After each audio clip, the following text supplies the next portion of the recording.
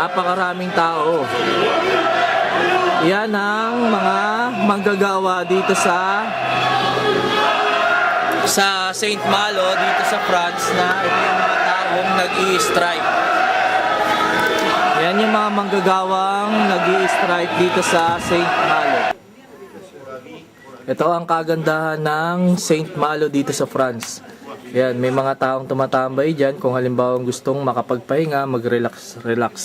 Tapos dito, ganun din. Dito sa baba ay tabi ng dagat. Yan, low tide ngayon kaya maraming taong andi dito mga tumatambay. Yan. Tapos dito naman banda ay aalamin natin kung anong itsura dyan sa loob ng castle na yan. Dahil may mga taong pupunta dyan, alamin natin kung anong lugar ang pwedeng mapuntahan dyan sa lugar na yon. Yan, maraming taong tumatambay dito. Kaya ngayon bababa na tayo dahil alamin natin kung ano yung pwede natin makita dyan sa baba ng tabi ng dagat na yan. Sa paglalakad natin ay nasira tuloy yung tsinelas ko. Medyo malayo-layo na kasi yung papuntang barko para makapagpalit sana ng tsinelas. Kaya lang hindi na natin gagawin yon dahil napakalayo na ng nalakad natin. Pagtsatsagaan na lang natin maglakad para makarating tayo dun sa lugar na yon. Dito naman may akyatan pero hindi tayo pupunta dyan. Ang pupuntahan natin ay dito sa lugar na yon. Naglalakad na tayo ngayon dito sa Buhanginan. Dito sa nilalakaran natin ay bali inaano pa rin to, dinadaanan pa rin to ng dagat, ng tubig alat dito sa lugar na to. Kaya lang tayo nakakadaan dito dahil low tide. Pero pagka high tide ay yung tubig ay umaabot hanggang dito sa pader na yan. Yan, may oras na mag-high tide pero matagal pa naman mag-high tide kaya hindi pa naman delikado dito sa lugar na to na gumawi hanggang dun. Kaya alamin natin kung makakarating tayo sa lugar na yan dahil marami pa naman tao nagpupuntahan ay pupuntahan din natin yung lugar na yan. Yan, isa to sa mga pinupuntahan ng mga turista. Lahat ng mga nandito, nakikita yung mga tao ay yan, o kaya yung mga iba't ibang mga lugar na mga pinanggalingan.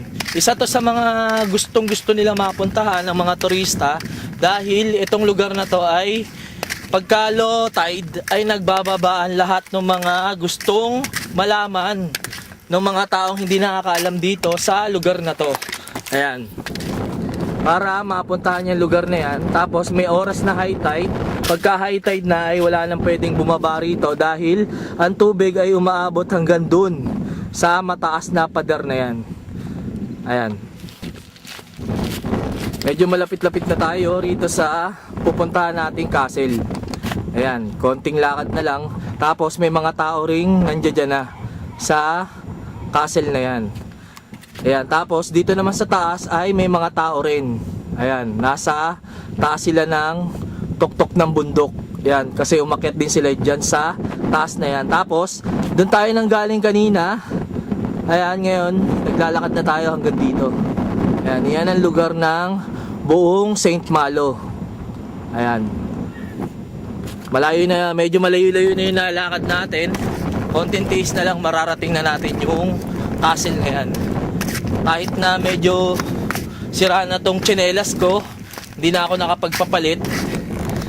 Kaya medyo nahihirapan din ako maglakad. Ayan, sira na. Ayan. Pero okay lang, basta marating lang natin yung gusto nating mapuntahan. Yun, konti na lang. Tapos dito naman sa dinadaanan natin ay low tide. Kaya yung mga halaman ng dagat ay nandito sa harapan natin. Yan. Dahil pagka high tide ay nabubuhay ulit yung mga yan dahil umaakit na yung tubig alat. Yan. Pero hindi naman masyado nakakatakot dito sa lugar na to dahil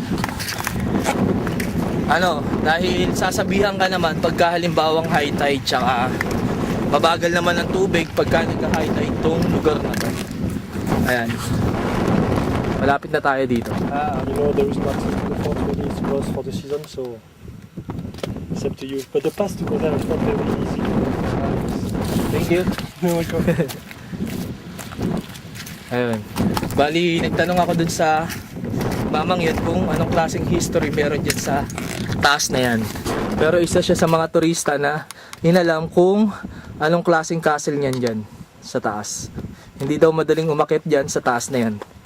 Dahil napakalayo at napakataas niyang bundok na yan. Kada sa paglalakad natin ay merong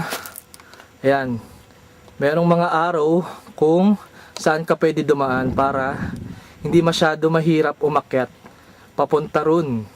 Yan ang isa sa mga guide mo, yung araw. Yan yung mga araw na dadaanan mo. Susundan mo hanggang sa makarating ka rito sa taas. Ayan. Bali hindi nga madaling umakyat dito sa lugar na to dahil may mga lugar na tirik na mag-iingat ka na hindi ka mahulog dahil pagka nahulog ka rito ay bato ang babagsakan mo. Tsaka pagka nahulog ka rito ay may tutulong nga sa'yo pero wala namang mga medical kit na pwede kang magamot kaagad kung halimbawang nasaktan ka rito sa lugar na to. Kaya magdodoble ingat lang tayo para makarating tayo sa lugar ng castle na yan. Lapit na tayo. Ngayon ay nandito na tayo sa castle na to. Ayan. Ngayon naakitin natin to kung bukas. Bubuksan natin. Itong lugar pala na to ay yan ang nakasulat. Ayan. Historic. Ayan. Sa St. Malo. May bayad pala. Ang adult ay 5 euro. Ang bata ay 3 euro. Pero mukhang hindi ata tayo nakatsyempo na bukas itong lugar na to. Mukhang sarado, walang nag-ooperate. Alamin natin. Naku po. Sarado nga. Ayan. Kahit na sarado, itong lugar na to ay okay na rin na napuntahan natin itong lugar na to. At least, isa sa mga experience na nakarating tayo dito sa lugar na to. Ayan. Okay sana yung lugar na yan. Masarap pasukin dyan sa loob. Okay pumasok dyan sa loob. Kaya lang, sarado. Ayan. Ito na yung nadaanan natin. Yan. Nilakad natin mula roon. Nandun tayo sa taas kanina ng pader. Hanggang dito. Yan. Tapos ngayon, babalik na tayo ulit. Dahil alamin pa natin kung ano pa yung pwede nating mapuntahan dito sa lugar ng St. Malo. Ayan. Napakalawak na lugar. Doon naman sa pagbalik natin ay aalamin naman natin kung ano meron dito sa lugar na yan. Yan. May mga taong nandiyan dyan. Alamin natin na puntahan natin. Ngayon nandito na tayo. Itong lugar pala na to ay parang ginawang swimming pool. Yan. May pool dyan pero tubig alat. Tubig dagat. Yan. May mga batang nagda-dive dyan. Umakit dyan sa taas para tumalon dito sa tubig na yan. Yan. Yan sila. Nagbibihis. Yan. Itong tubig na to ay natural. Yan. Tubig alat yan na kusang nagkakaroon ng tubig para sa pool na to. Para makapaligo yung mga gustong maligo sa lugar na yan. Dito naman sa tabi ay may dalawang